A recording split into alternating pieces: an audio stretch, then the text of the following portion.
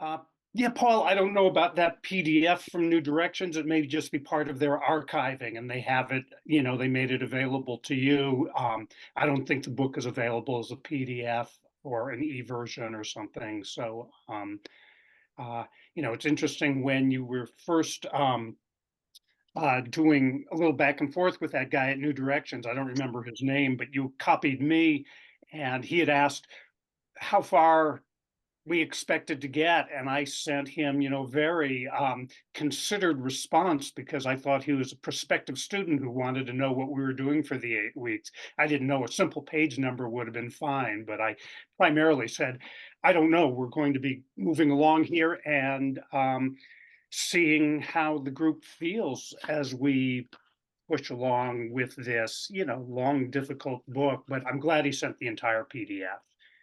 One thing I wanted to know, Paul, is it possible for me to share my screen? It is, once I allow participants to do that. So I've clicked that, and you're more than welcome to do the screen sharing part of this. And Okay, I won't immediately, but I just had something that I might want to bring up here. So, here we are at week 4, which means we're reaching the midpoint. And as you are probably all alarmingly aware, we're scarcely into the book at all. And have, quite a ways to go. But I wanted to check in with everybody. One of the main things I wanted to do is, since I assume most of you have not read the cantos in full before, or would not have signed up for this this reading group unless you felt like still a little bit baffled by that large book. But if you remember the very first meeting we had, I said, you're going to be really out at sea in this book, and it's very, very helpful to find islands of meaning, or something that means something to you, and it can be anything from a single line or phrase, and then went down to the ship, or one scarlet petal on the blanch white stone. There may be these moments where a single line leaps out at you, or it may be whole cantos, like the opening canto with Odysseus going to talk to the dead, or Kung, who we ended with last week, the Confucius, with that, sort of beautiful vision he had of the petals of the apricot blow from the east to the west, and I have tried to keep them from falling. So I'm just wondering if people are finding certain islands of meaning or beauty, or something that helps you orient a little bit. If anybody wants to, you know, respond to that at all, because I'd hate to have the feeling that all of you were just feeling adrift in a large, volume like this with no points of reference whatever. You know, I saw a few people nodding sort of yes, and be glad to hear from any of you, particular moments. Sure, Diana, why don't you say something? So I find that the structure stuff that you talked about and paying more, so the result of your lessons, or your lectures, I should say, for me, has been that I've adjusted my expectations, and I kind of went from an extremely skeptical, what on earth was this guy thinking, to having a lot of respect that someone would have the nerve to even undertake this project and attempt to do it. And so I look at it like his big project now. And I also started, I just started looking at it. There's a ton of stuff online, and I started paying attention to that so that I can frame in reading I start with the hints instead of constantly interrupting my reading, looking stuff up. And that's helped enormously. But the other thing, I read parts of it out loud, and it was a breakthrough moment for me when you said, don't worry so much about the meaning. So what to to state your words another way, it's kind of like, just have the experience of this, let it go. Mhm. And it also was very freeing to hear, I guess at some point he said that he was not particularly happy with how his project turned out, and he felt that he couldn't actually deliver on it. But it sounded to me like an older person's words commenting on an idea that he had had when he was younger. So he actually believed it was possible. And then he lived a life and had a different perspective. So those are a few of my thoughts. Great, thank you, Diana.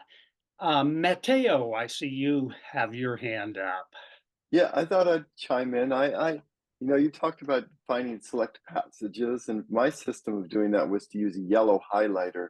So I've almost every canto, there's like 5, 10, 15, sometimes 18 lines that are very lyrically beautiful to me. They're usually imagistically beautiful, and I have to admit they're paradisical, and I guess I'm drawn to those, and I'm happy with those. Like the other stuff I find a little trying, or I get lost in the weeds, the history.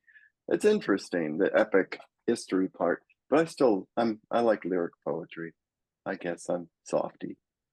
Yeah.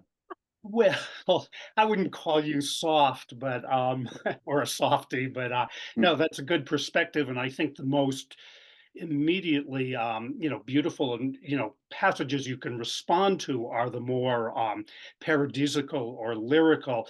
There is a moment that I expect we'll get to in a few weeks where Pound sort of grumbles, and it's hard to tell if he's grumbling at you, the reader, or at a kind of hypothetical audience or a hypothetical non-reader, non-audience. But he says, he has a line, "You who think you can get through hell in a hurry." Yeah. And I think, we're going to have a lot of back and forth between visions of paradise, but you got to go through the hell too. And, that may have been his lesson from Dante. You go through the inferno, then you have to climb purgatory, and then you can come out into paradise. But obviously he's got a complex vision working forward. And so I would, yeah, I totally agree with you. There are those lovely lyrical passages. And at the same time, I think the book would be a little bit insipid if that was all it was. I think it's the Mm. movement back and forth, through hell, through purgatory, and towards paradise that gives it, Mhm. maybe it's like longevity or um, Context. to us still these days. Mm. But thanks for that. Matt Treese, I see your hand up. Yeah, I mean, I've been listening to a number of Robert Duncan's lectures, and he is always moving in and out of the Cantos and talking about Pound and magical rites and the recapturing of the pagan past, kind of recouping something that Dante was up to as well, as a kind of countermeasure to the technological modernism that's happening. And so, like, I've been honing in on a lot of those kind of overlays, the ritual elements and things like that. Good, thank you. And Anne, your hand is up, yeah.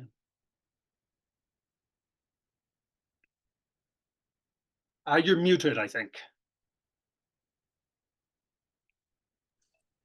I said, thank you. I love the lyrical parts, and there's so many parts that open up to us through your guidance that I don't think we'd be able to find our way there. So thank you for that. What I find really interesting is that Pound, I find interesting parallels with today, because Pound was a young man in a world that was badly broken and also changed beyond anyone's imagination, by the First World War. Just as our world has been changed by, climate change and economic upheavals and so many things. And so he had to find a whole new way. And it's also a world that has been badly messed up by old guys who won't relinquish power, just like in his time. And he had to, I hear him trying to find, new ways to express that, as I imagine a young poet, his age today would have to do. And so I see that parallel, and I actually love that he draws back on history and old epics. I think that's really rich, even though I wouldn't have been able to figure it out by myself. Good, thank you. Yeah, now as we're sort of getting deep into it, I want to suggest to everybody, I've talked a little bit about the idea of the ideogram, and I tried to show, maybe particularly in Canto 4, where we had Ovid and the troubadours, and a lot of what, we sort of acknowledged was sexual violence, but also kind of lyrical beauty going on, and that Pound is beginning to look for real parallels between periods of history or mythologies, but he's not at all like a Jungian archetypal guy. He uses the term ideogram. And I think when you start seeing the connection between these tales and connection between historical events and periods, his view is that if you present those events or those mythologies, you can arrive at a sort of larger statement without having to try to make a large statement. He was really interested in how Chinese ideograms are put together, the written characters, and he was wrong, but that's okay. It was very productive, but his view was that if you wanted, say, with an ideogram to write red, you didn't have an abstract word for red. You maybe put together a few elements that said, um, cherries, rust, flamenco, um, and that simply by seeing these concrete elements, your mind abstracts out a kind of lesson from them or a more generalized vision of them. And so there are going to be times where Pound, you can hear his judgmental qualities, you can hear him making statements, but I think his intent is to show periods of history, aspects of mythology and spirituality, so that he's not writing a philosophical treatise, but he's working more at a very direct level of images going into the mind and creating certain kinds of understandings. That's going to get very complicated when we start to get into the hells of warfare and economics. And what you were saying, Anne, about the broken world feeling very much like ours today, especially for a young person. um, I think the temptation is always to make generalizing statements, but it may be that, this ideogram method of Pounds for right or for wrong is an effort to see a little bit closer to the truth, but seeing through the heart rather than coming through certain, aspects of sort of an ideological, um, preset mental structure about things. When I say to talk about the ideogram measure, I think, you can see ideograms happening within a single stanza in the cantos. You definitely see them happening in individual cantos, when Actaeon is torn apart by his own hounds, when Pere Vidal is torn apart by by wolves because of or his own dogs because of a wolf skin he's wearing. When you see various levels of metamorphosis and transformation between human and animals, that's an ideogram, I think, that is governing the shape of the canto itself. But I want you to also think about, the possibility that the entire book is meant to be an ideogram, that there are structures moving throughout. And um, I don't think Pound went into it knowing exactly what those structures would be. And for the first 30 or 40 or even 50 cantos, it feels like he's adding more and more new information. But one of the reasons to look at those early cantos in depth is that at some point, all the material he's introduced begins to recycle through later cantos. And by being familiar with them, you start to feel the ideograms or the rhyme structures or the recurrences, so that in a way you can talk about visual rhythms, historical rhythms, that maybe move over long periods of time. You know, we tend to think of rhyme more as something that happens between two lines of poetry, and it may be end rhyme or it may be some sort of internal rhyme. So maybe you can hang on to it for 3 or 4 or 5 or 6 lines.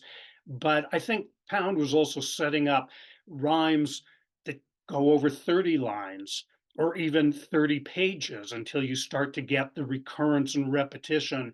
So I'm going to point out some of these as we move forward. But it strikes me might be really useful if I share my screen for a moment. Um, we're only up to, you know, if you read what I asked, you know, suggested you read up through Canto 17, but, you know, as a group, we've looked up through about Canto 14. But I want to show a little bit of a schematic structure of the material that gets introduced in Cantos 1 through 30, which is really the first principal book, a draft of 30 cantos. So let me see. Can people see this okay? Let's see. Looks, Is this clear looks enough? good. Yeah, Looks you could make it just a little bit bigger, maybe. Yeah. There you go. good. 150 should be excellent. Thanks. Good.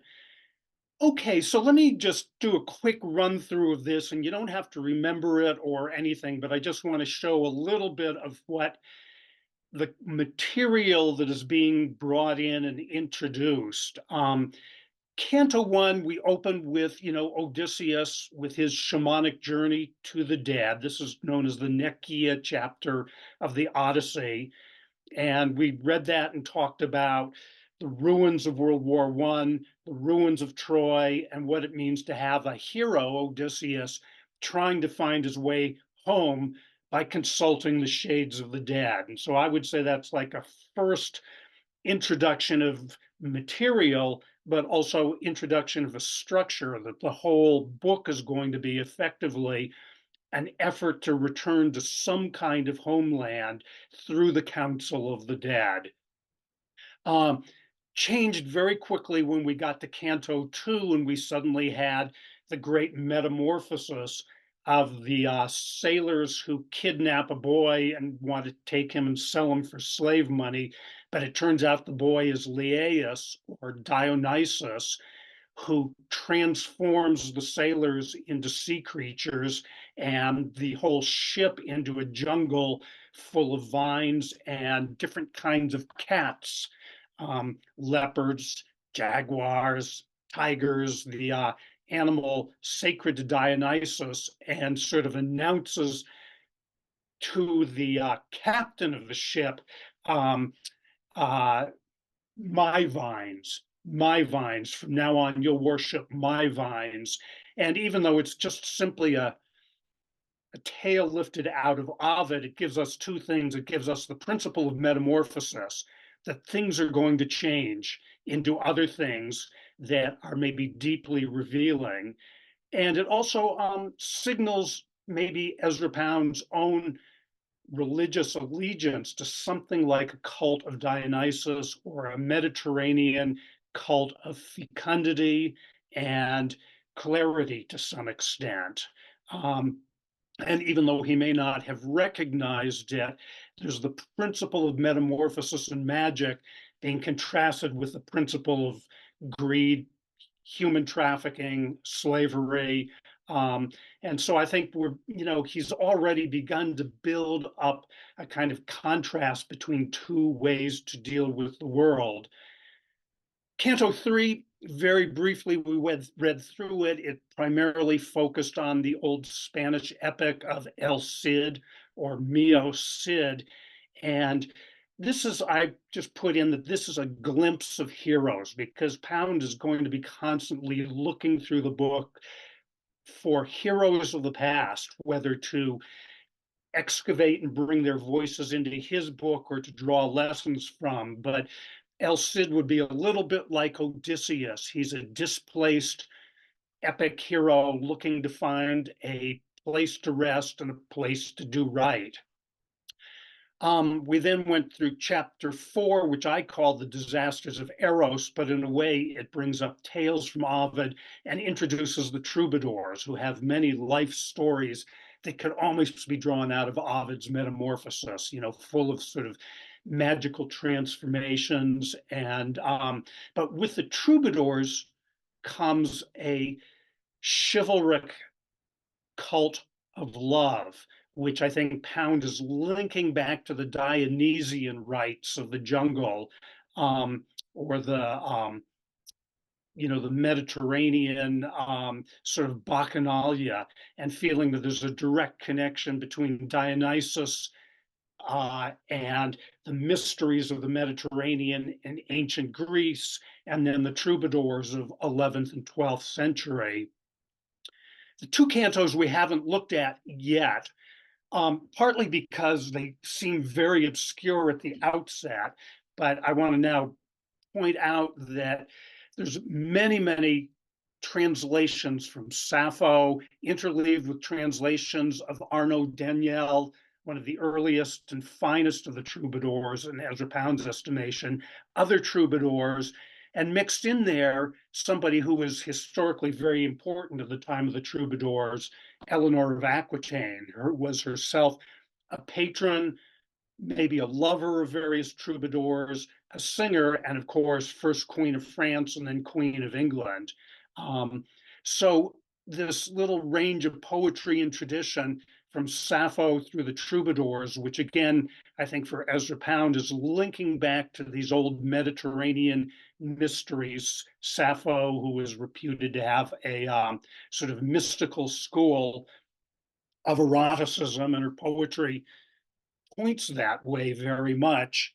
And Sappho and the troubadours, in Pound's view, are very similar in that they're both singing about the fecundity of nature and the absolute harmonizing of human love with the what you could just say are the phenomena of nature. The birds and the bees, the blossoming of flowers, the opening up of spring.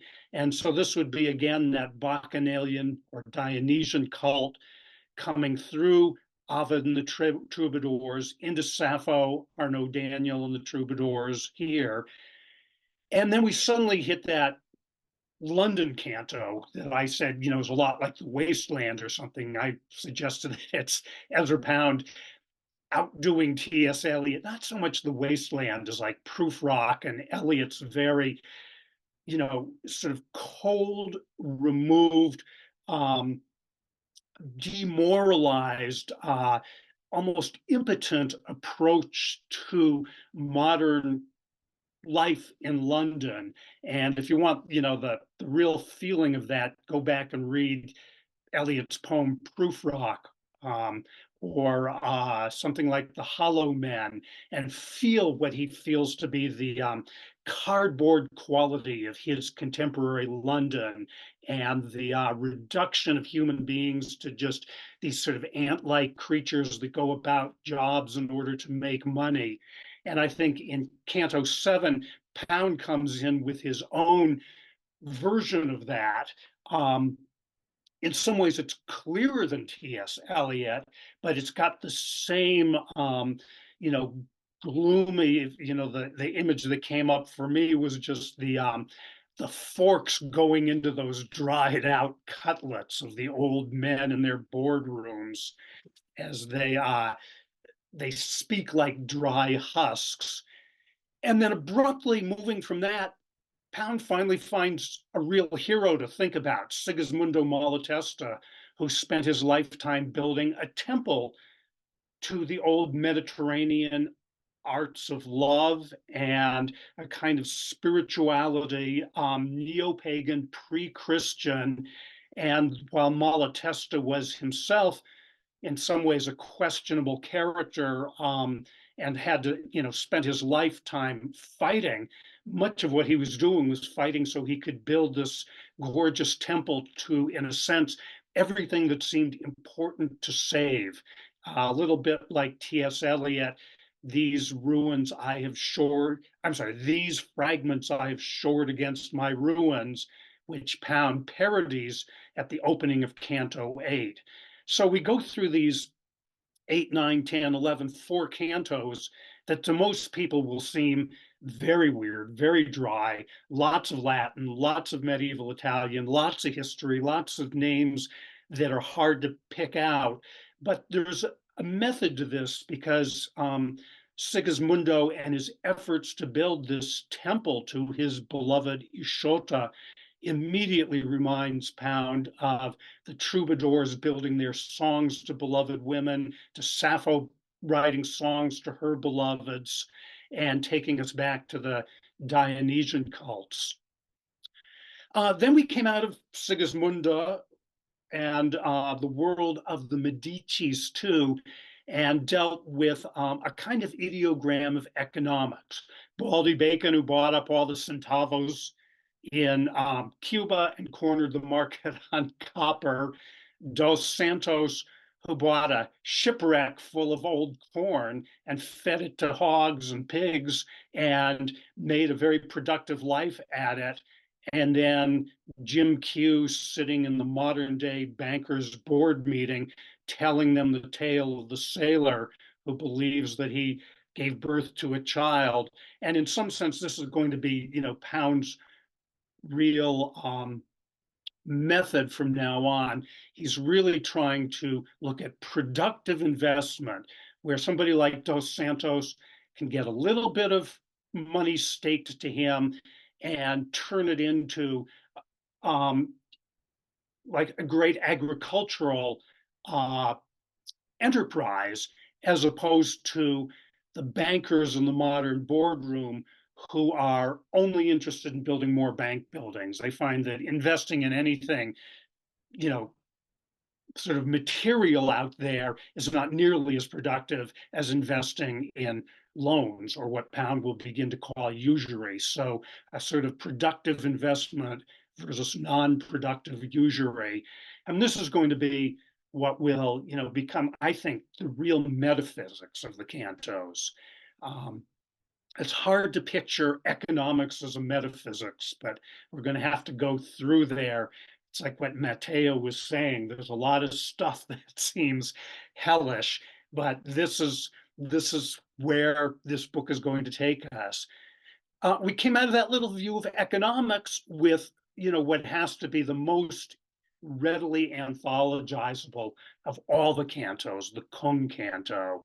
Kung walked by the dynastic groves. And you can read that as a narrative of a moment of Confucius or Kung giving teachings that are, feel as much Taoist as they do Confucius or even Buddhist, where he speaks to each of his students and commends them on the job they've done of finding their own inward truth or finding the center in some way.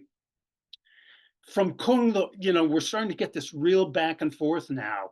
Out of that moment of paradise with Kung, we drop into 2 cantos of hell. And, to remind you, Pound was naming names like Dante did in his hell. And that's why we have a lot of dot, dot, dot, dot, dots, ellipses, because Pound's publishers felt it was libelous to have these names in there. But Pound wanted to do what Dante had done in his hell. Dante did a remarkable thing. He set his journey in the Divine Comedy 30 years into the future so that he could be sure that many of the people he wanted to condemn would be dead in 30 years, so he could go to hell, visit them, and see what sins they were being punished for. And almost all of them were usurious. Almost all of them were around money. So Pound has picked that up, and that's, in a sense, where we left off. We read the first of the Hell cantos, the second of the Hell Cantos. You can read on your own. You don't even have to know quite who the people are, but just to have it oriented a little bit that these are largely contemporary people who Pound is um, damning in a way by putting in, he's not naming the circles of hell, but he's describing the torments. If you remember, one of the moments that leaps out at me is these people who are holding up jewels and dipping them into the shit and then holding them up and screaming in agony because the jewels are not being damaged by what they're dumping it into. In other words, it must be incredibly tormenting to be a suffering being like that, to discover that anything can remain pure and unsullied. So there's, a certain amount of humor in there. There's a certain amount of obscenity in there. There's a certain amount of viciousness in there. Uh, but I think, remarkably, uh, like a real sort of acquisition of territory for poetry that really impressed Pound's readers of the next generation. If you read these Hell Cantos and then go say, I know Matt Tracy, you're listening to, these lectures of Robert Duncan. If you read Robert Duncan's Vietnam War poems, where he does the same thing with, Lyndon Johnson and Robert McNamara and various people like that, you'll see the direct connection right back to liberation, the insight, the opening that Pound gave. Nobody had done this for, let's say, 700 years between Dante and Ezra Pound, and for not just Ginsberg, but I think all the beats, I mean, not just Duncan, but Ginsberg, DePrima, McClure, all of them, seeing this in the cantos, this gave them a real way forward.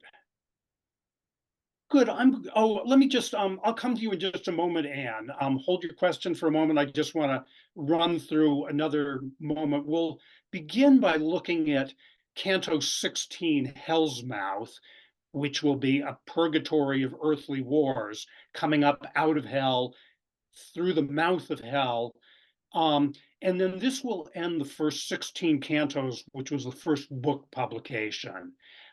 It was at this point where Pound went back to the early cantos, rearranged them, made the decision that Odysseus should open it, and cut up his first 3 or 4 cantos and recycled the material through the rest of the cantos as he was writing them. So in some senses, even though our first book is 30 cantos, the first 16 is a great point to reorient or to take a breath, except that I think it's really lovely to then notice that we move from the purgatory back into heaven, crossing 2 books here, as it were. Then we're going to move again from mysteries of the light of the intellect, this very paradisical moment, back to a purgatory of money with currency, armaments, banks, back to mysteries of light with Odysseus and Arnaud Daniel, and then a parallel with Malatesta, Thomas Jefferson. We move back to economics, back to heaven again, back to something like economics and law, and then move towards Christian charities and back into mysteries of the light, pearl, great sphere, and hollow. And we'll wrap it up with a sort of lovely song that Pound manages. But I just wanted to lay this out so you can see. I can actually send this, maybe Paul, to you, and you can circulate this to people if you'd like to have just this little schema to see a kind of, what are the accruing themes and where are they beginning to repeat. None of these cantos are singularly about any of these things because they're all beginning to wind the various material through, but I'm trying to point out what the principal theme of each canto is or what it introduces as new material there. Anne, yes. Just a little question. I noticed, and this happened before, that in Canto 15, there's a lot of stuff, I guess, edited out by his editors, like dots, and you pointed that out earlier. And I'm just wondering, because those things were sensitive when he wrote that Cantos, like what, a long time ago. So why couldn't a publisher today just find his manuscript and put that stuff back in so that we knew what he was actually saying? Well, there are later ones where they did that. Maybe Oh, they good. lost these early manuscripts. There are later ones where he was forced to censor them. And, probably what we can do at some point is when we get there, I can hold up my book and show you the big black lines that run through. And if you look in the new ones, they've got names named. But I'm not really clear about why they didn't restore some of these. Maybe Pound himself had never written out the full names, knowing that it was libel. Okay. And of course, he was still a young man, and so he may have felt like he wanted to be cautious in certain ways. But I that's don't, good sounds like insight. a very cautious person. Matt Treese, yeah. Yeah, well, along those lines, I noticed in one of the cantos we were reading for today that it almost seemed like he was playing on that censorship convention, because he has that long drawn out drunken, I think it's Byron, Mhm. the angel thing, and Right. it seems like it's the same convention as what you were seeing, taking out the names of the people, but then it seems more just like indicating his drunkenness and stumbling over himself. I think so. We'll look at that in a little bit, in a few minutes, and maybe go a little deeper into that. I think I see another reason why it's in there. But yeah, and Byron, of course, having been 150 years earlier than Pound, there was no concern about libel, and everybody knew about Byron's behavior. In fact, it was greatly celebrated, his drunkenness, his womanizing, his rather wild life. So I think there was no problem there. But I think for Pound, Byron was not like a hell being. These hell beings are really, they're archbishops, they are armaments manufacturers, they are people who run the banks, and those are the people he's really interested in condemning. The story about Byron is more like almost like comic interlude. It's a mix, because I think there's senses of humor that we get less well than they may have in Pound's day, or it may be a mix of outrage and humor, like the story of the honest sailor that Jim X tells to the bankers. That may not seem quite as funny or quite so pointed now as it did then, but I think at that time it was, a pretty raw and racy thing to say in a boardroom full of, the board of trustees of a bank or something. Yeah. Well, and Byron's kind of cosplaying of being undead Yeah, yeah, too also kind of adds to the humor of it too. But yeah. yeah. Good. Yeah. How about you, Carla? Yeah, I'm just noticing that, as it was really helpful going through the syllabus that you put out there, the sketch, the outline of the first 30 cantos. What I'm wondering is that, most of the work, the research, the pieces that are being put together, the ideograms that are being constructed are based on Western concepts, with the exception of Confucianism coming in. And I'm just curious as to if I mean, nobody knows how someone's minds work, but why that particular element was chosen as juxtaposition to these Western kinds of concepts, particularly this kind of construction around Dante, which is very much unlike much of the conceptualization within Eastern thinking. And I'm wondering if more of other types of cultures come in later in the cantos, or if it still has this emphasis around this kind of Western perception of the world. Well, Pound was Western, so there's no way around that. And I think, we could talk a long time about this, but when he published his first translations of Chinese, um, I think one of his efforts there was to say great poetry is written everywhere. And I think it was a real condemnation of Western arrogance. Um, what Pound really did, though, is he focused in on Confucius. And later in the cantos, there are 10 cantos in a row that are they're the Chinese cantos, and they really run through Chinese history. To him, Confucius really provides a, you could say, ethical background. We'll come up some point across a line between Kung and Eleusis, and I think what Pound was trying to do was to bring together the sort of ecstatic or bacchanalian possibilities of the Eleusinian mysteries with a ethical or maybe more philosophical mysticism. But Confucius is not particularly what we think of as mystical. He was very as that Kung Canto says, he refused to speak of the afterlife. His attitude was figure out this life and then we can start to talk about another life. But the then we get whole sections of cantos that are based on Chinese ideograms, where he really begins to work with not just like Chinese ideas or Chinese history, but actually going into the language itself and making ideograms down the page and then looking at them and building poetry out of them. So he really does have a strong effort to understand the Confucian ethos in a way. And, he says between Kung and Eleusis, though late in the cantos, he has a really, much more, I guess you could say, imagistic view. He says, clack of bamboo on olive branch.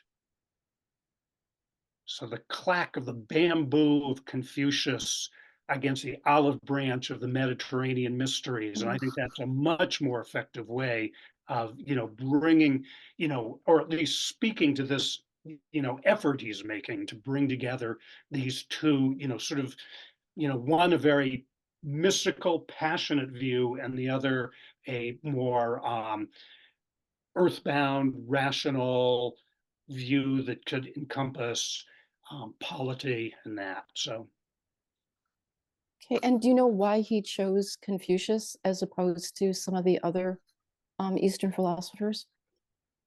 uh, somebody must have put a book into his hand. I don't know. Yeah, I see Diana. You have an answer, maybe? I just read something today, which is the only reason I remember it, that when he was first imprisoned in Italy, he had, for some reason, he had two books available, and one was Confucius and one was the Bible. Yeah, and he was already translating Confucius then. He translated what his translation is called the unwobbling pivot. Most people translate it as the great mean or the great middle way or something, but it has everything to do with that. As we saw in the Kung Canto, it's easy to shoot past the mark. It's hard to stay in the middle. But that's a good question. I'm not sure how he got onto Confucius, except most likely through a combination of the notebooks of Ernest Fenollosa, and various possible friendships in London. But he also knew some about Hinduism. He had translated Kabir, sort of ecstatic Hinduism. So, what drew him to Confucius? That's just like what draws any of us to anything in a way. Matteo. Oh, yeah, yeah. I was just going to say, in terms of Eastern mysticism, say Taoism, Lao Tzu, or Indian non-dualism, or Vajrayana, Dzogchen, I think he found something like that in the Eleusinian mysteries and the Dionysian cults and Gemistus. So he had that kind of covered through a Western frame. I never was able to. I had to go Eastern, but but and also one thing about his lean towards Confucia and the Chinese ideogram and all that, I think that's part of his madness, part of his narcissistic personality disorder.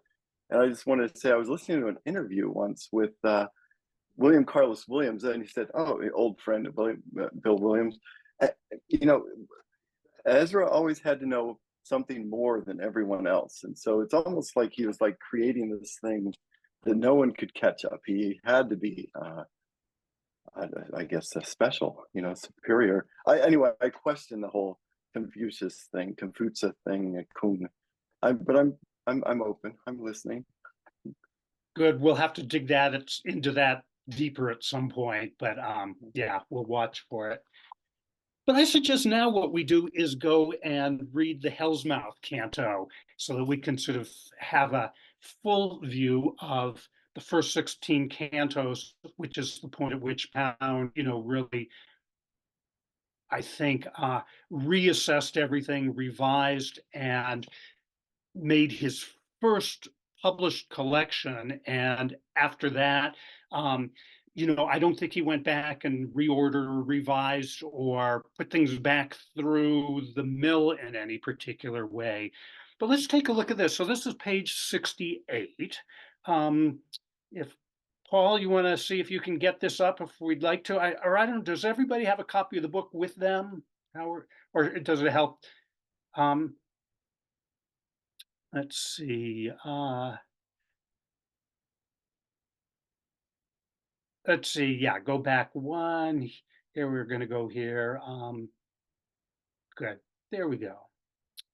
So we've just seen these two hell cantos full of dots and certain obscenities that are unforgettable and sort of funny. I love the bishop who's swinging a condom full of beetles, and as I mentioned, the people who dip gems into the river of shit and lift them up and howl in anguish because the gems refuse to be stained. And, we've seen all that.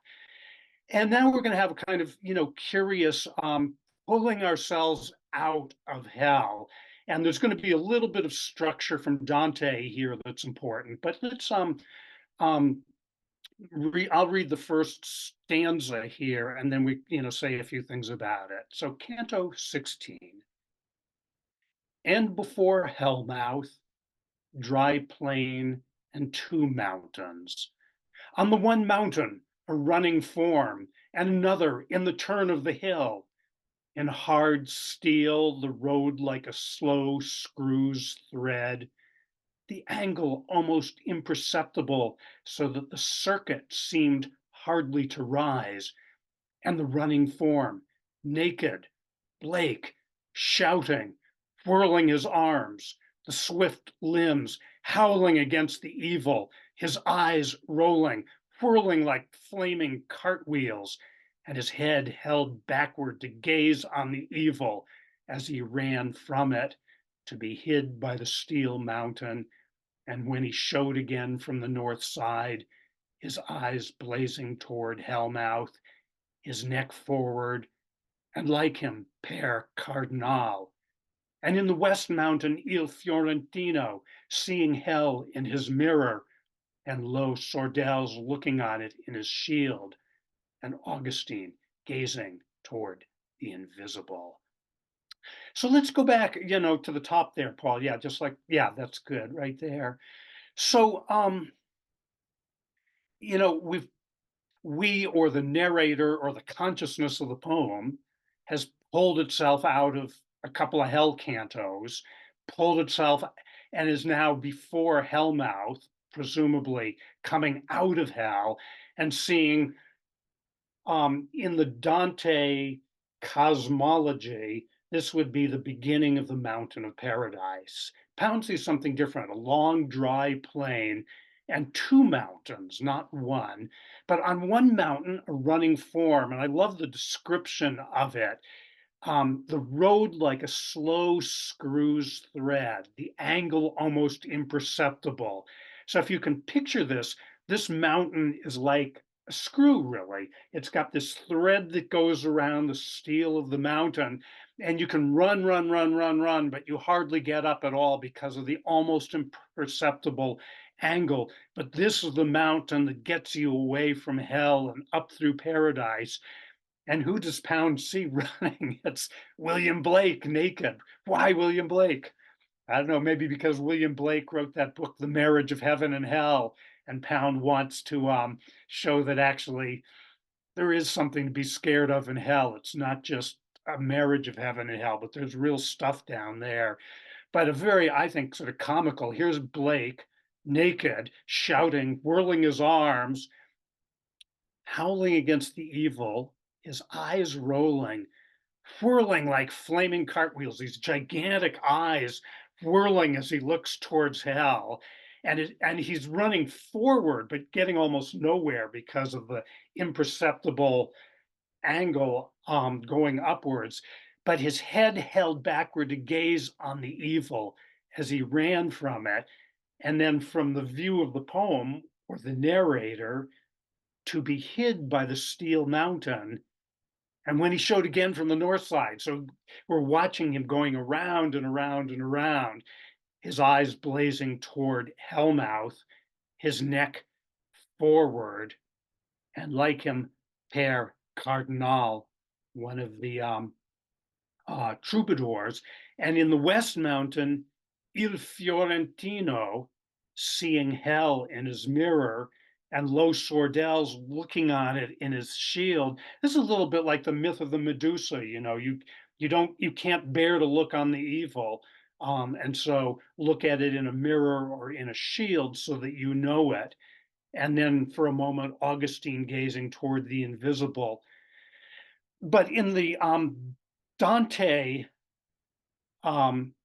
cosmology, this is helpful, and this is to show something that Dante really struggled with, and that Pound wants to address just a little bit, which is that in the cosmology of Catholicism of Dante's day, it was not possible to go to paradise or to heaven unless you had the word of Jesus.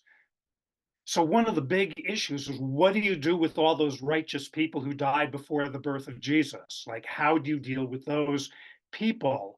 And in Dante, they're all around Hell's Mouth, hanging around this fountain, basically, probably forever, because they're not really in purgatory, because they're not on their way to heaven. They're not in hell because they didn't do anything to be damned, but they're just caught in this kind of dreadful limbo that they can't get to paradise because they never heard the word of Jesus. And so Dante puts people like Odysseus there. And in fact, the one person who's able to go up purgatory with Dante is his own guide, Virgil, who died before Jesus was born. So Virgil can't lead him all the way to paradise. Virgil has to say, I can only go this far, see you later. But in some sense, this is where we are now, at the fountain at Hell's Mouth, where the heroes who were born before the dispensation of Christ.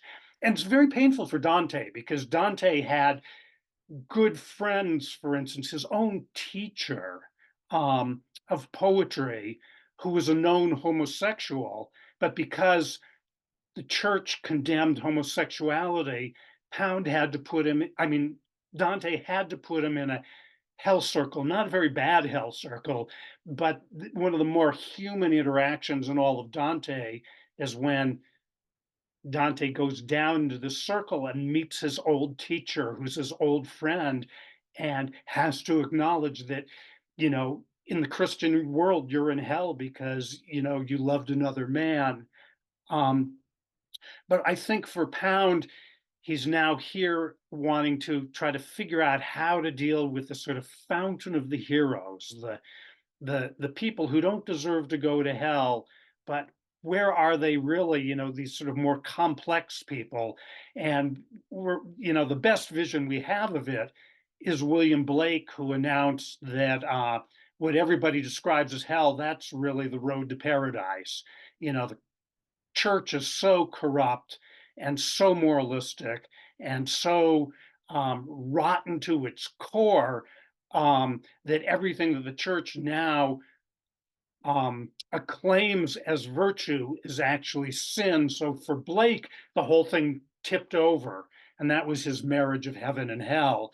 I think Pound is unclear what to do with this, but he sees Blake as an early progenitor trying to understand a different view of what heaven and hell are.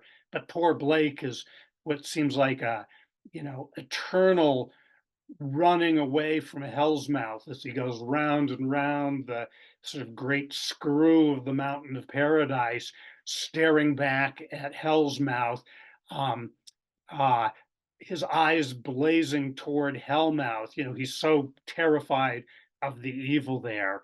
But that's where we are. We've just come out of hell to this moment at the base of purgatory, seeing a kind of view of the heroes who neither Dante nor Pound can quite bring themselves to condemn, but aren't quite sure what to do with them. If Pound's trying to write hell and to write paradise, he's also got to write purgatory. And so this is where we are right now at the beginning of purgatory. So let's move on to the next stanza. If you want to scroll up a little, Paul. So we've just seen the heroes with Augustine gazing toward the invisible, and past them, the criminal lying in blue lakes of acid. The road between the two hills, upward slowly, the flames patterned in lacquer, crimen est actio, the limbo of chopped ice and sawdust. And I bathe myself with the acid to free myself of the hell ticks, scales, fallen louse eggs, Palex Laerna, the lake of bodies, aqua morta, of limbs fluid and mingled like fish heaped in a bin, and here an arm upward, clutching a fragment of marble, and the embryos in flux, new inflow, submerging, here an arm upward, trout submerged by the eels, and from the bank, the stiff herbage, the dry knobbled path, saw many known and unknown for an instant, submerging, the face gone, generation. So this may not be as beautiful as some of those Paradiso passages, but this is the narrator of the poem looking back down at the hell that he's just come out of and seeing these lakes of dead bodies and with disembodied limbs that are, and everything's moving around like fish in a bin, and there's embryos moving and an occasional arm coming out, and then the eels pull it down. But the narrator is up above that, looking down in the way that he's able to see all of this limbo of, sort of limbs and dead bodies. And then as he turns, what is about 10 lines down, as he turns along the dry, knobbled path, saw many known and unknown for an instant. People who are known and people he's never heard of. He sees them for an instant and then submerging, the face gone, generation. And now he's going to start moving upwards a little bit. So let's scroll up here and see. So he's come out, he's bathed himself, and I'm not saying Pound himself, I'm saying that the narrator of the poem has bathed himself with acid to get the hell ticks off. Then light air under saplings, the blue banded lake under ether, an oasis, the stones, the calm field, the grass quiet, and passing the tree of the bough, the gray stone posts, and the stair of gray stone, the passage clean squared in granite. I'm just going to stop there for a moment because I don't want to take us too far afield here, but that gray stone posts and the stair of gray stone seems to be something like the gateway to hell. And we've already seen it 3 or 4 times in the cantos. If you parse back through what we've read, there have been a great many stairs and gateways, even in the Kung canto, these sort of granite stairs. And I think that's something very personal to Pound. There must be some deep memory, like those scenes that show up for us all in Dream where, certain landscapes come back. And I think that's happening here. So this may be very personal to him, as I said, but in this particular canto, the gray stone posts look to me like the gates of hell, and the stair of gray stone and the passage clean squared in granite. There's something beautiful about that passage, I think. The passage clean squared in granite. It's not just that it's cut, it's clean squared. There's something very medieval, like the sort of tempio that Malatesta was building. So we have him, the narrator of the poem going past the lake, under the boughs, everything's calm. We see the gray stone posts, the stair of gray stone, the passage clean squared in granite, descending. And I through this and into the earth. This I don't really understand. Why he's going down again, I don't understand, but we're going to have to just accept that. Descending, and I through this and into the earth, patet terra, entered the quiet air, the new sky, the light as after a sunset. And by their fountains, the heroes, Sigismundo and Malatesta Novello, and founders gazing at the mounts of their cities. The plain, distance, and in fount pools, the nymphs of that water, rising, spreading their garlands, weaving their water reeds with the boughs, in the quiet. And now one man rose from his fountain and went off into the plain. Prone in that grass, in sleep, et j'entendis des voix, Wall, Strasbourg, Galifet led that triple charge, Prussians, and he said it was for the honor of the army. Can you feel the change right there? I mean, this is one of the things that so interests me. I think this is very like jazz-like or something in the way, or modern music, the way the poem changes so abruptly. And Pound does this constantly. We've had this quiet moment going past the fountain and viewing the heroes of the past. And suddenly we're right back in World War I, or even the history of European warfare leading up to World War I. And Pound gives us his source, Plar's narration. Galifet led that triple charge, Prussians, and he said it was for the honor of the army. And they called him swashbuckler. I didn't know what it was, but I thought, this is pretty bloody damn fine. And my old nurse, he was a man nurse, and he killed a Prussian, and he lay in the street there in front of our house for 3 days, and he stank. Brother Percy, and our brother Percy, old admiral, he was a middy in those days, and they came into Ragusa, place those men went for the Silk War, and they saw a procession coming down through a cut in the hills carrying something. The 6 chaps in front carrying a long thing on their shoulders, and they thought it was a funeral, but the thing was wrapped up in scarlet. And he put off in the cutter, he was a middy in those days, to see what the natives were doing. And they got up to the 6 fellows in livery, and they looked at it, and I can still hear the old admiral. Was it? It was Lord Byron, dead drunk with a face of an angel. He pulled it out long like that. The face of an angel. So this is the passage you mentioned, Matt.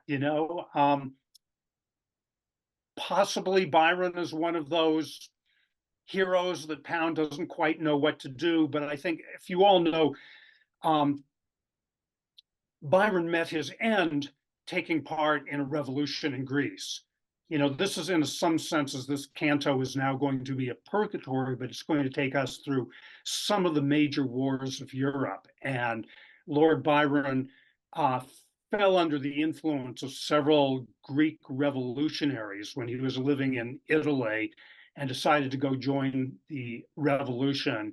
And he was killed shortly after he got to Greece. So Byron may be here both as a sort of angelic being, but also dead drunk, but you know, the sort of mock funeral, but knowing that he was one of the casualties of this purgatory of European wars that Pound is going to move down through.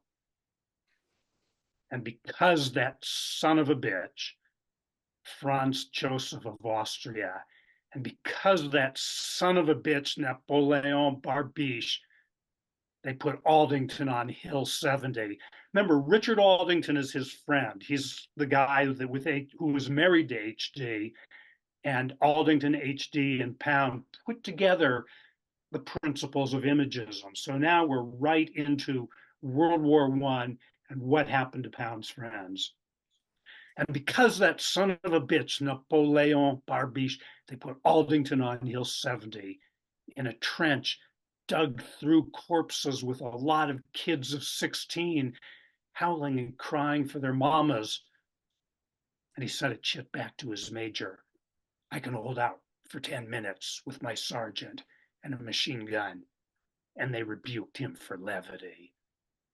So we're just about now to really go through this purgatory of the heroes who are these friends of Ezra Pound's. But I think there's something about that with a lot of kids of 16 howling and crying for their mamas. This is a very different language than Pound's translation of poetry in Cathay, but the opening poem of his translations in Cathay it's the Bowmen of Shu, and they're these young kids of 16.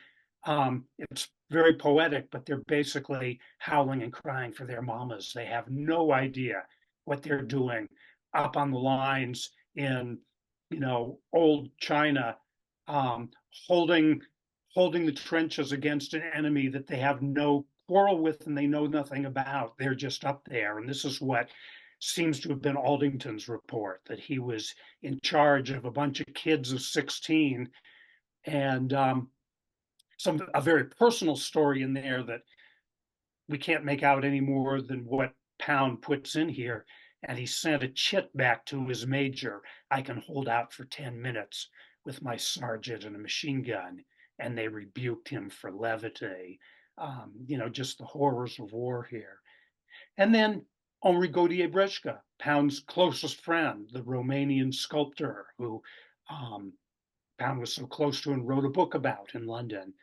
And Henri Gautier went to it, and they killed him, and killed a good deal of sculpture. And I think that for Pound is, you know, a huge moment right there. And it's so understated. Henri Gautier went to it, and they killed him, and killed a good deal of sculpture.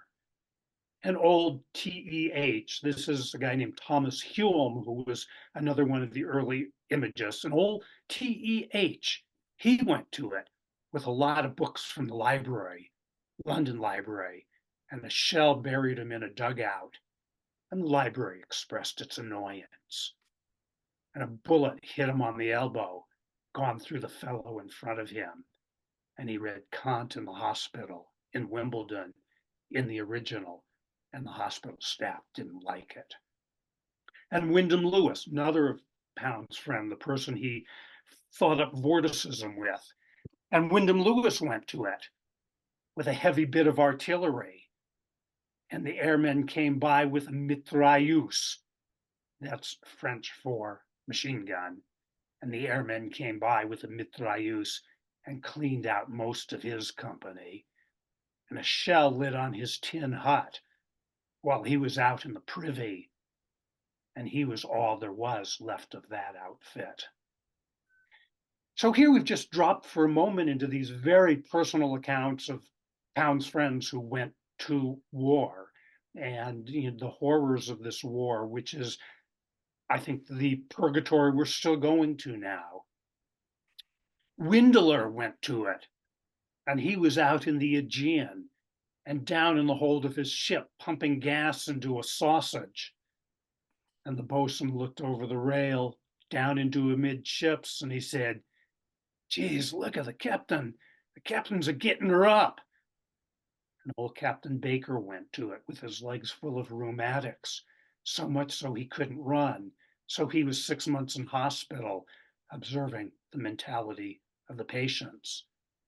And Fletcher was 19 when he went to it, and his major went mad in the control pit about midnight and started throwing the phone about, and he had to keep him quiet till about 6 in the morning and direct that bunch of artillery.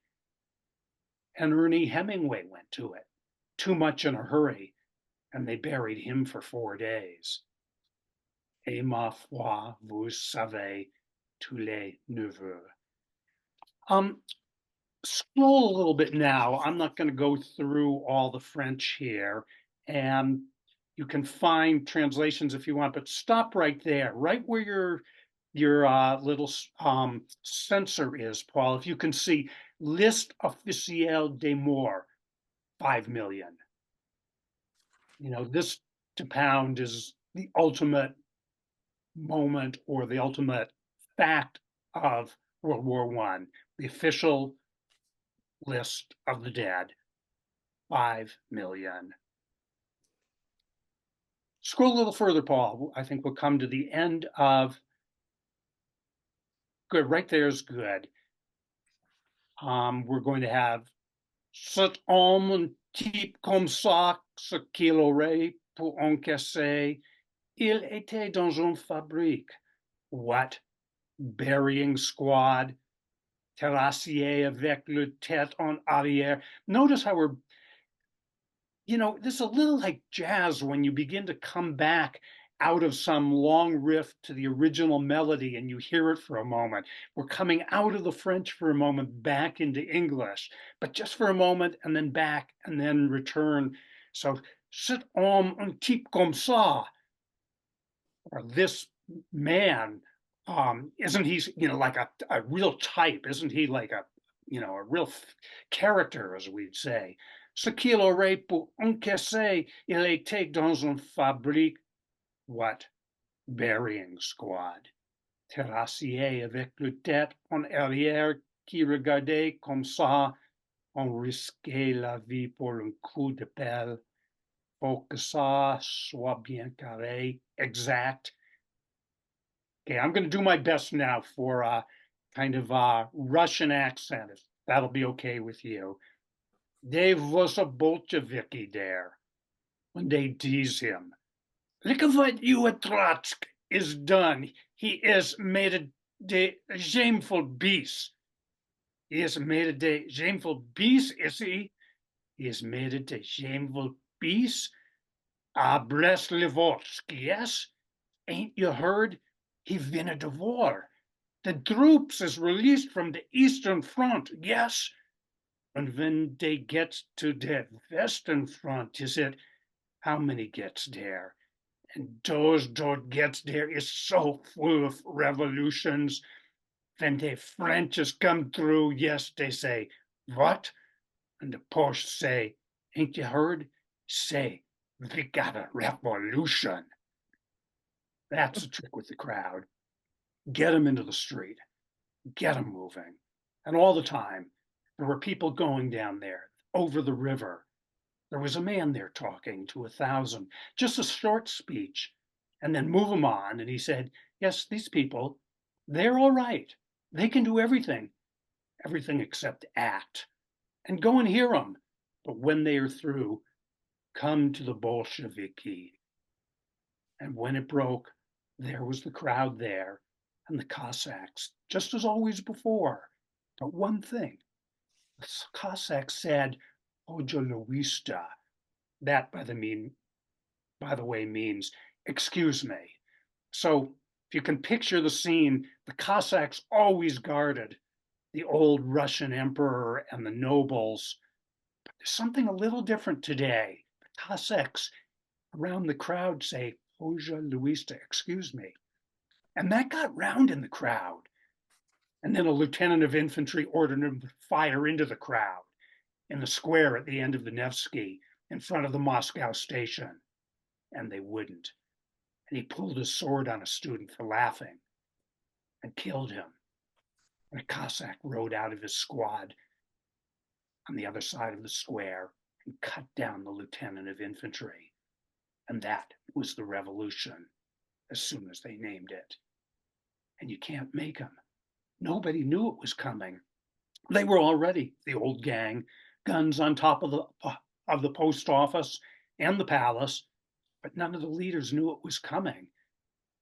And there were some killed at the barracks, and that was between the troops. So we used to hear it at the opera that they wouldn't be under Haig, and that the advance was beginning, that it was going to begin in a week.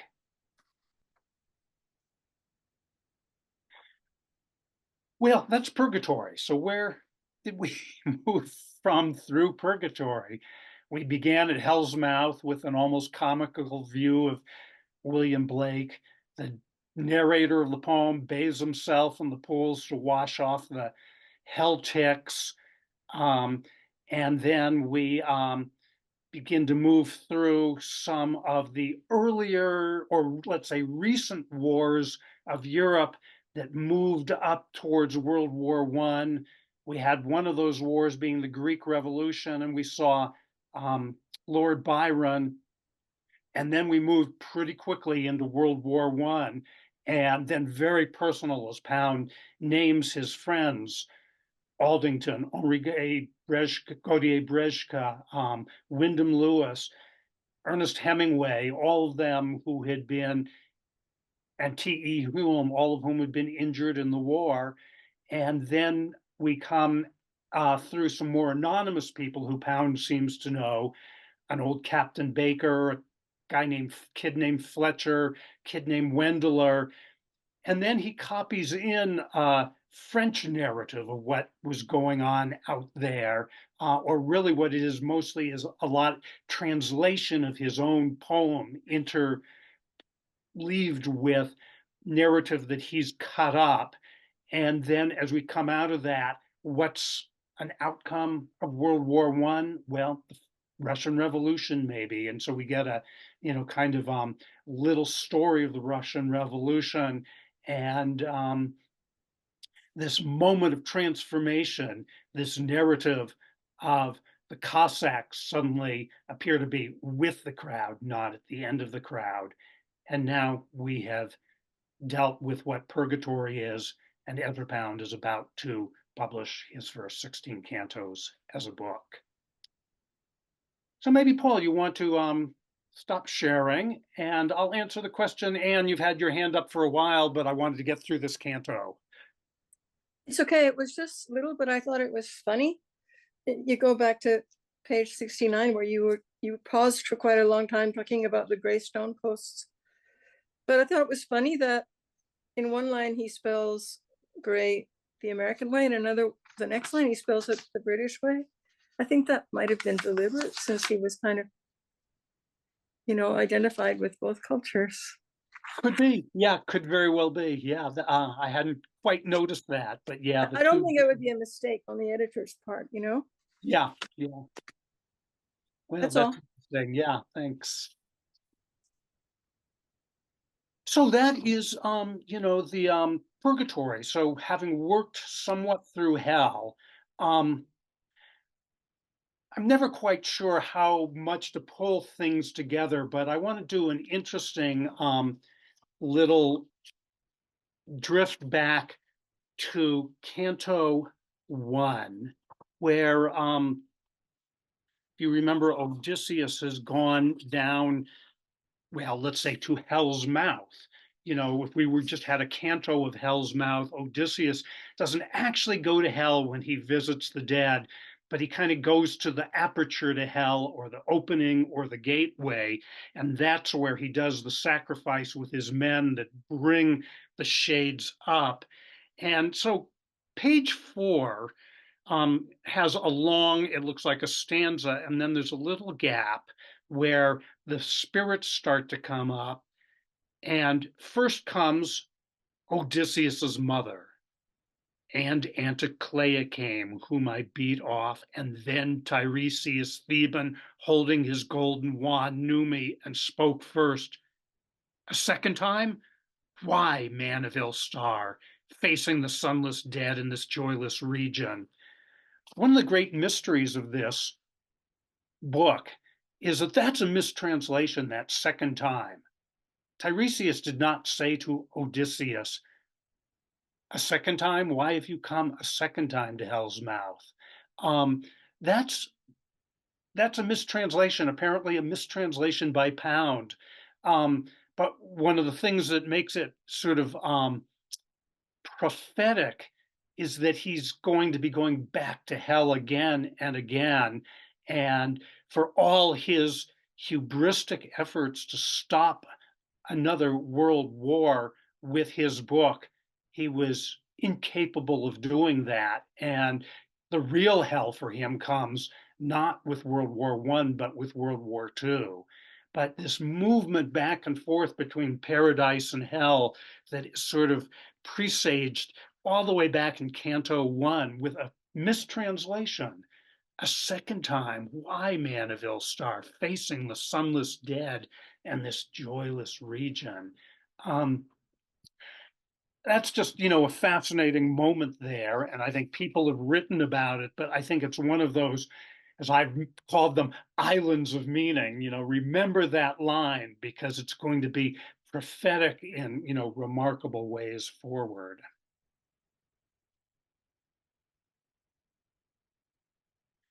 Good. Well, 16 cantos. I think if does anybody have any questions or comments or something at this point? This has been an awful lot, and it is, the moment to really, I think, just accidentally, what would you say, sort of take stock and see where we're at, because this was the moment when, we know textually Pound stripped down those early cantos, decided on the Odysseus passage to open the cantos, rearranged the early ones. The first 16 cantos were published by a guy he'd met who was a printer and an poetry aficionado, and he did it in 300 copies, which is,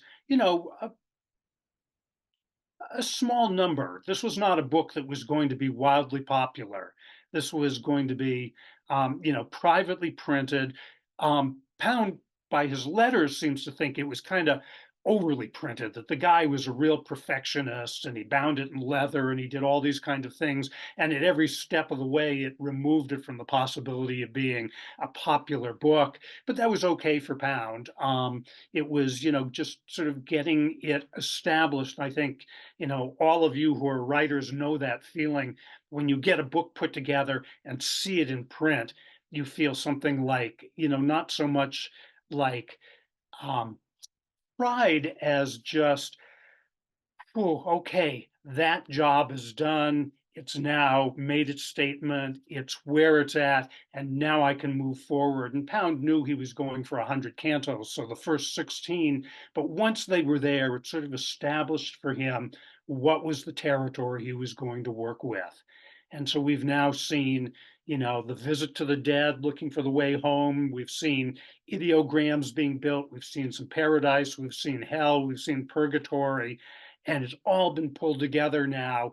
And yet here we are at hell's mouth, which is to say purgatory of modern wars.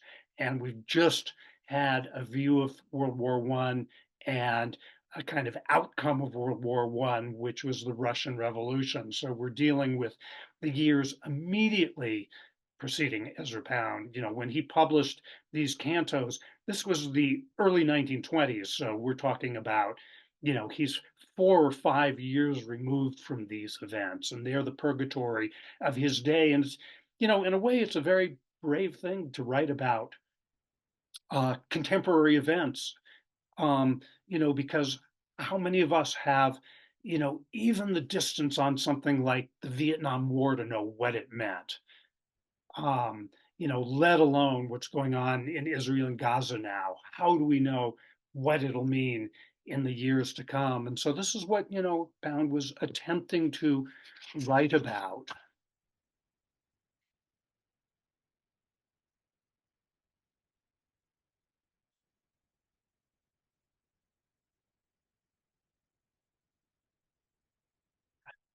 Looking at various faces, I'm seeing, okay, I saw you looking like you had a question or a comment, Roxy. Thank you. I don't know. I'm just curious why are the European wars, in particular World War One, lumped into the Purgatorio? Is it because the outcome or the sort of the judgment of history has not laid its eyes or mind or hand upon, it hasn't evaluated, it hasn't been published, it hasn't attained the status of a classic. I don't know. Well, a way to think of this, we don't have a great man kind of pronouncing the outcomes of yeah, all the great men that he talks of, and he seems to have sort of a great man fetishization going on with Sigismundo, etc. Is he kind of waiting for history's imprint Well, to get us when out of did they start purgatory? calling it? When did they start calling it the war to end all wars? Wasn't that I don't know when that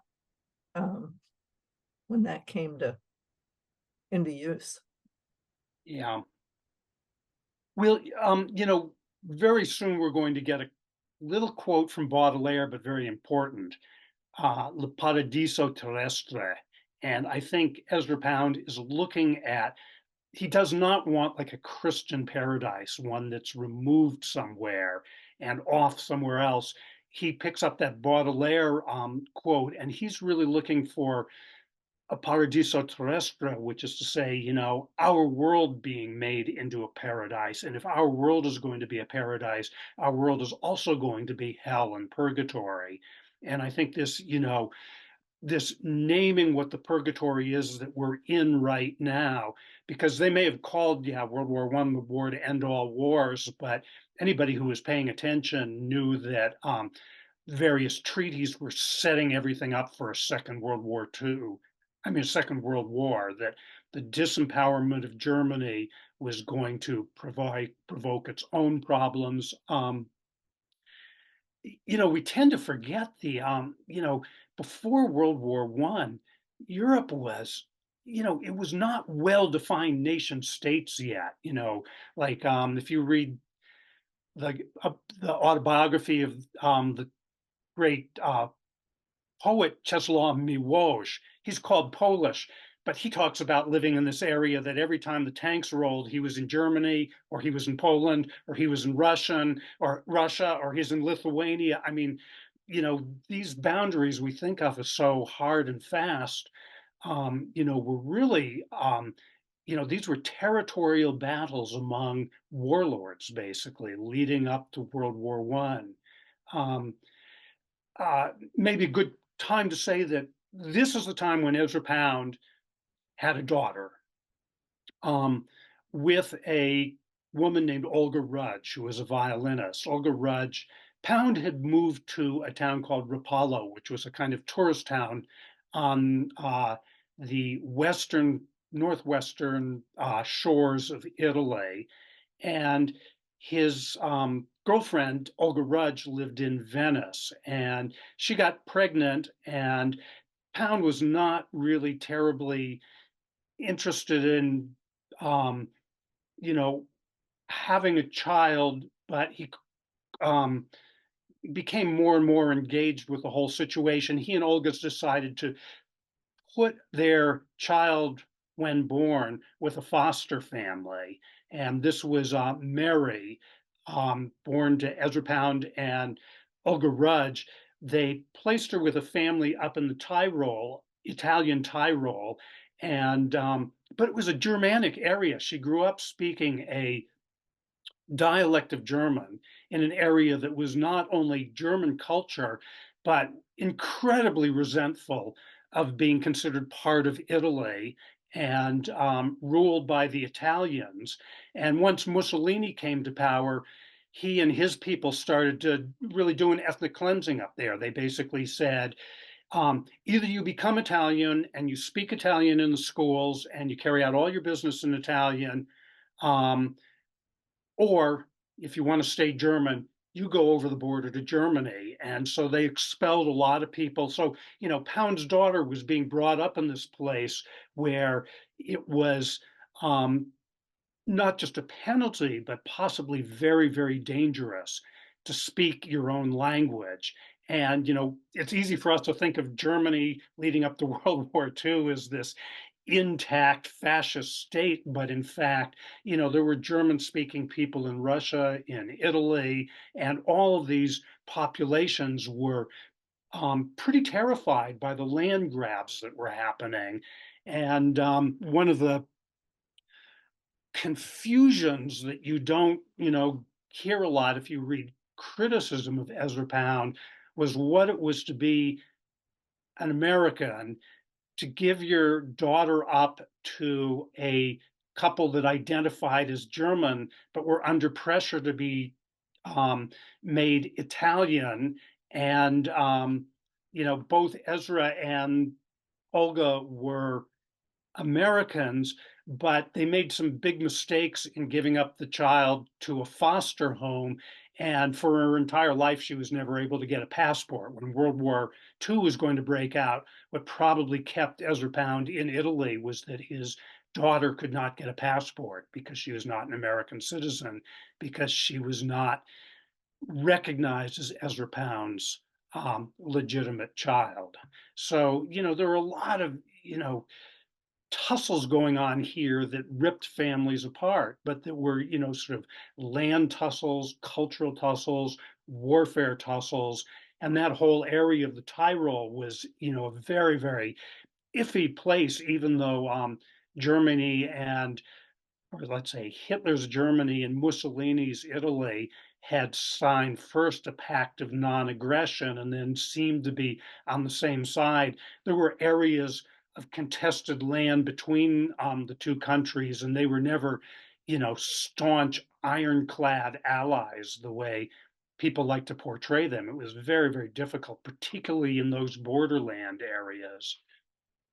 So Ezra Pound was, sort of not only, as somebody pointed out, gray and gray. I think that was you, and, American and British, but he now had a child who was both German and Italian, and the conflicts of loyalty here, and, particularly for his daughter as things moved up towards World War II, his daughter sort of knowing she was American, but never really feeling it, not knowing whether she was German, Italian, or American, not knowing whether she was a peasant in the Tyrol or her father was this poet and her mother was this violinist who lived in Venice. So there, there was a lot of political tensions going on everywhere. And, that may be just like one little insight into why I think so many of these wars leading up to World War I are part of our purgatory. The boundaries are contested, the citizenships are contested. Effectively, we can look at them as these modern dictators, but Hitler and Mussolini and even Churchill were basically warlords. I mean, these people were warlords, trying to consolidate territory and hold it against the enemy there. And so complicated times. Lauren, hi, I see your hand up. Yeah, I was just wanted to hear a little bit more about what went into their decision to give up their child. I mean, that at any time is a pretty big deal. And it was that unusual at the time, or Um,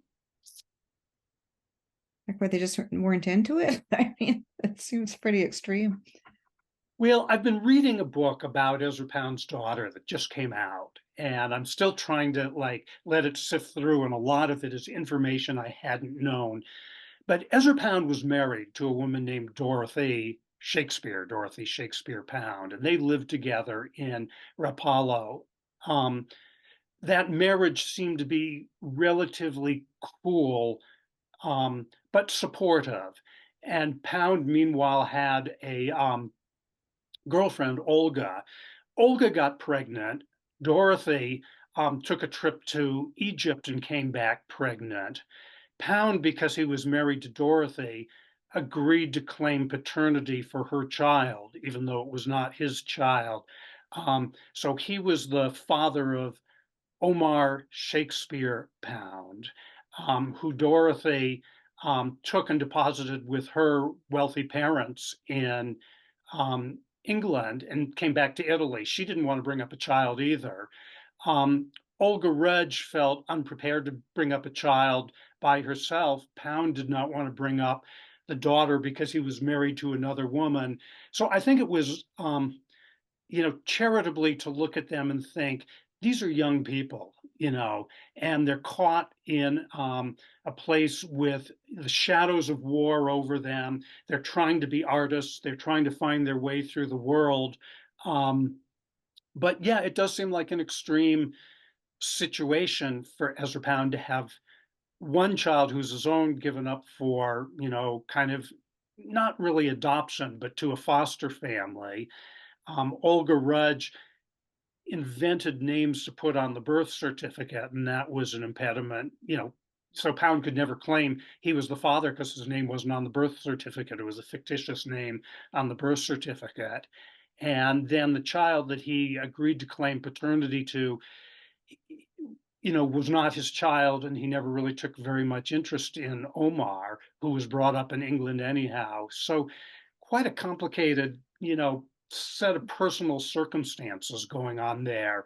Um, One of the more moving moments I found was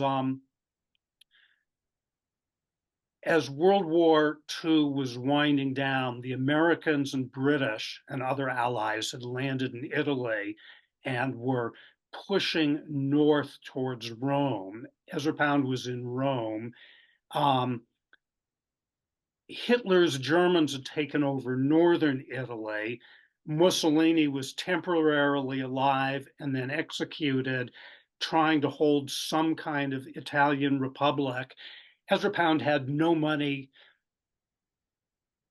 and he needed to see his daughter, and he walked 400 miles from Rome to where she was living through war-torn Italy with American, British troops loyal to Mussolini, troops called the partisans who were anti-Mussolini, and Nazis all over the country. And he walked 400 miles to see his daughter. So it may have been a weird circumstance and a big mistake to have given her up for adoption, but he became very, very close to her and, arrived penniless with his shoes worn out. He had a couple of biscuits in his pocket that some friends had given him for the walk, and arrived to visit her because there was no communication. There was no mail. There was no telephones. The telegraphs weren't working. There was, the railroads, some of them were running, but unreliably, and most of them weren't because they were targets for bombing. So anyhow, it's a sort of, remarkable family situation he was going on through at the same time. Yeah, so complex, eh? Yeah. Thank Carla, I you. see your Yeah. hand up. Yeah, I just wanted to just say that I think it's important not to look at the situation that you're describing in the context of what we would expect to be happening today vis-a-vis families and pregnancies and the things that go on between men and women. Back then, a woman having a child out of wedlock would have been a devastating situation for her to be in. She would have had no rights. The child would have had very little rights because of the issues of legitimacy and illegitimacy around birth. And the common practice then was that if a woman got pregnant, because that's what happens when you don't have contraception and so on and so forth, which didn't exist back then, was that children were given up into a situation where they would be cared for humanely, hopefully. Oftentimes they were supported by donations to the family that they were given up to.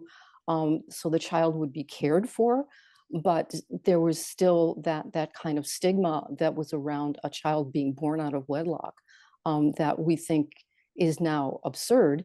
But it's a different time, a different world that people lived in. Yeah, I'm glad you said that. Yeah, that I think was the motivation for Olga Rudge. But she and Ezra Pound, well, Pound really supported his daughter. They placed little Mary or baby Mary with a peasant family in the Tyrol that already had 5 or 6 children. And Mary grew up in a sort of farming community, learning how to milk the cows and plow the fields and various things. And yet, these strange people from the city would visit regularly. This man and woman. And she may have suspected eventually what happened. Ezra Pound was paying money to the family to take care of her. And when he made that walk from Rome to the Gaius in Italy, she was at that point about, I think, 19 years old, 18 years old maybe, and working in a hospital. And even there it was dangerous because she was working in a German hospital, but the Italians were now beginning to be at war with Germany. So she was under a lot of threat herself, not to speak of Americans and British coming up into Italy. And when Ezra Pound walked up to see her, it was because maybe he thought the world was ending and his daughter should know who he was and who her mother was. And so he walked up to sort of have a heart to heart talk and tell her. And that was his 400-mile walk to get up to visit her.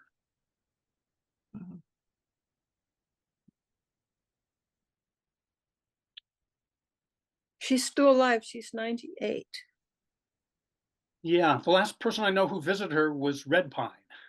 There's a wonderful photograph he sent me of, standing on a road with her. And, she's worked her whole life to keep her father's work in print and available. And, And she's a poet, apparently.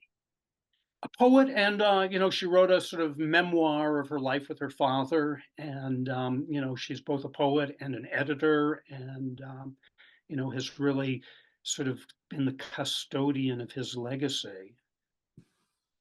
And Yeah. she married a guy who was a scholar of Egyptology. And late in life, Ezra Pound and Mary's husband, Boris Derachowitz, published a book together of Egyptian love songs translated from Egyptian hieroglyphs. And if you flip through the back pages of your cantos, you'll find Egyptian hieroglyphs back there. So it's not just French and Latin and occasional Greek words, but there's also Egyptian hieroglyphs as well as Chinese ideograms in the cantos.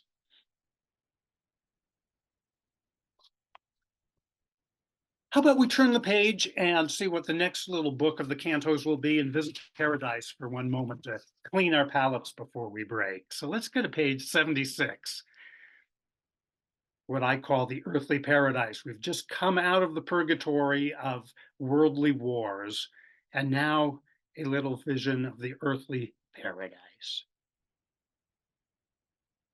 Notice the first 2 words, so that. Does anybody recognize those? Those are the last 2 words of Canto 1. So remember what I was saying about there's going to be echoes and rhymes throughout. And so that may seem alarmingly small for a rhyme, but Ezra Pound knew that that was the end of Canto 1. And it's the continue, it's like it's his narrative technique to say we're continuing. So that the vines burst from my fingers, and the bees weighted with pollen move heavily in the vine shoots. Chirr, chirr, chirrick, purring sound, and the birds sleepily in the branches.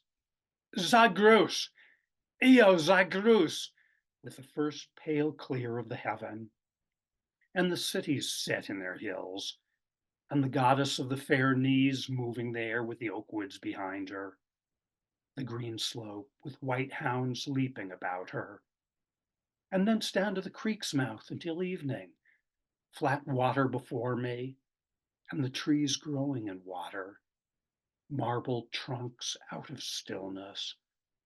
I'm past the palazzi, in the stillness, the light now not of the sun, chrysoprase and the water green clear and blue clear, on to the great cliffs of amber.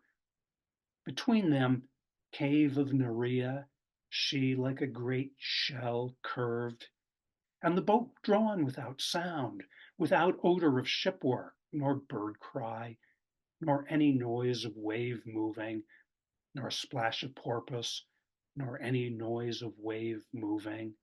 Within her cave, Nerea, she like a great shell curved, and the suavity of the rock, cliff green gray in the far, in the near the gate cliffs of amber, and the wave green clear and blue clear, and the cave salt white and glare purple, cool, porphyry smooth, the rock sea worn.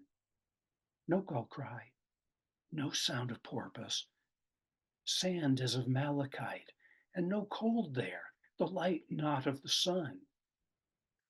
Zagrus feeding his panthers, the turf clear as on hills under light, and under the almond trees gods, with them chorus nympharum, gods Hermes and Athena, a shaft of compass between them trembled.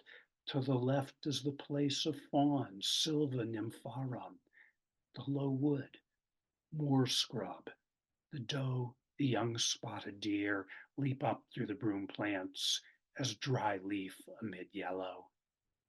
And by one cut of the hills, the great alley of Memnons, beyond, sea, crest seen over dune, night sea churning shingle, to the left the alley of cypress. A boat came, one man holding her sail, guiding her with oar caught over gunwale, saying, there in the forest of marble, the stone trees out of water, the arbors of stone, marble leaf over leaf, silver steel over steel, silver beaks rising and crossing, prow set against prow, stone ply over ply, the gilt beams flare of an evening. Somebody's going to recognize that ply over ply. We've talked about it before. And that's Odysseus in his boat, the load man on the boat. But suddenly, Borso, Carmagnola, the men of craft, Ivitre, thither at one time after time, and the waters richer than glass, bronze gold, the blaze over the silver, dye pots in the torchlights, the flash of wave under prows, and the silver beaks rising and crossing.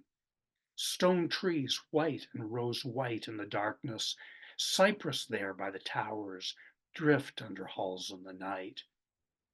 In the gloom, the gold gathers the light about it. That is in quotes, that was in one of the Malatesta cantos, that's Pound's line about the Tempio. In the gloom, the gold gathers the light about it. Little imagist. Now supine in the burrow, half overarched bramble, one eye for the sea, through the peak hole, gray light with Athena. Zothar and her elephants, the gold loincloth, the sistrum, shaken, the cohorts of her dancers. And Aletha, by bend of the shore, with her eyes seaward, and in her hand sea rack, salt bright with the foam. Kore through the bright meadow, with green gray dust in the grass. For this hour, brother of Circe, arm laid over my shoulder, saw the sun for 3 days, the sun fulved as a lion lift over sand plain, and that day, and for 3 days and none after, splendor as the splendor of Hermes, and shipped thence to the stone place, pale white over water, known water, from the white forest of marble bent bough over bough, the pleached arbor of stone. Thither Borso, when they shot the barbed arrow at him, and Carmagnola between the two columns, Sigismundo after that wreck in Dalmatia, sunset like the grasshopper flying.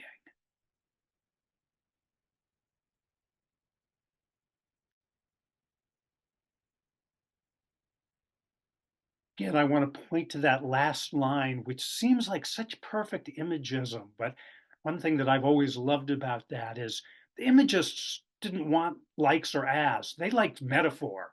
You know, if it's going to be the apparition of these faces in the crowd, it's then going to be petals on a wet black bough. There's not going to be that tissue of like, you know, the apparition of the faces in the crowd is not like petals on a wet black brow. It's laid against it. Yet somehow Pound puts in like perfectly, because if you just said sunset, a grasshopper flying, it has such a very different feeling than sunset, like the grasshopper flying. I think, Paul, we can stop sharing there.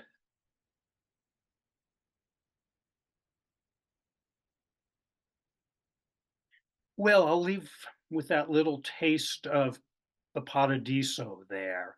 There's something incredibly inert about these paradise cantos.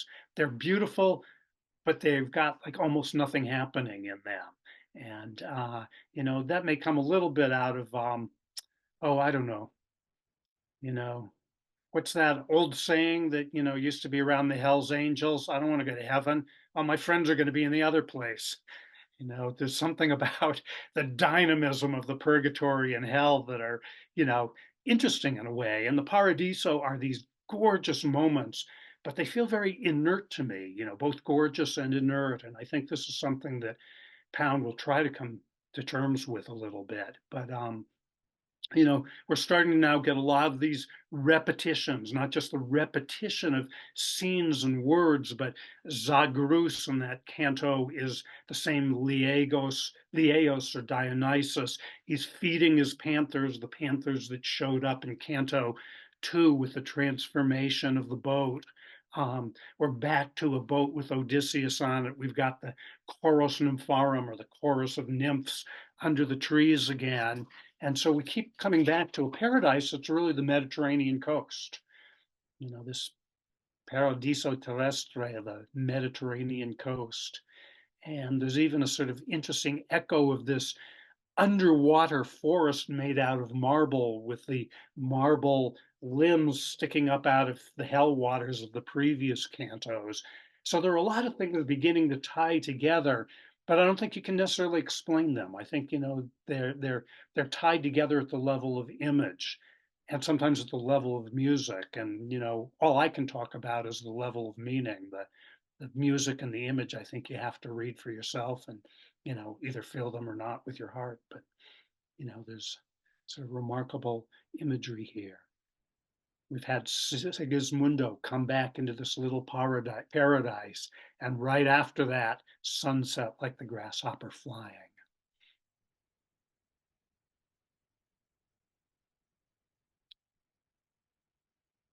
Any last comments before we close here? Paul wanted us done by 6. I just want to thank you. I don't want. I'm feeling like I would be utterly lost without you, and the meaning that you bring to this, the logos, I at some point I hope you'll give us the opportunity to sort of interview you or ask you questions about your love of this book, because it's as compelling to me as just reading it and hearing you talk about it. So thank you. Ask me next week, sure. Or are we Thanks. meeting next week, Paul? We're meeting next week, right? We are meeting next week. Next week is the 17th, and then we break for Christmas Eve and New Year's Eve, and then we come back for, I guess it'll be the last 3 weeks. And then, Andrew, you and I talked about maybe just continuing on with this work, and we can talk about that. We'll have to pick a different night, which will be the trick, but that's something to discuss in the next few weeks. Right. Good. Well, Roxy, if you'd like to formulate a question for me to start next week, that would be great. Hmm. Or bring I back feel that like question. yeah, I mean, I feel like there's a lot of, I mean, I would love, it's sort of me trying to interpolate your own personal history as a poet into Pound's influence. I do know, of course, so many poets of the experimental bent that I love, having dived deeply into this, and I'm always interested in everybody's singular, stories of I'd influence. answer now, but it'd take us way over time. So Oh, I thought you were asking me to formulate that next time. Got it. Thanks. yeah, Sorry. next time. Yeah. So let's bring that back next time. That would be a good place to start. Yeah. Great. Thank you. Thank you, Paul, for hosting all of this, and look forward to seeing everybody next week. And I would say if you want to move forward with this, the next several cantos are going to be really quite a bit about economics, armaments, military, with momentary glimpses of Paradiso, momentary echoes of things we've seen. But if you want to read the next couple of cantos, Canto 20 then is going to be a very beautiful Arnaud Daniel troubadour canto with a quite wonderful story in it that we can look at. But if you'd like to read, since we just read Canto 17, 18 and 19, if you'd like to, and we'll talk about them a little bit next week and read Canto 20. Great. Thanks, everybody. See you all.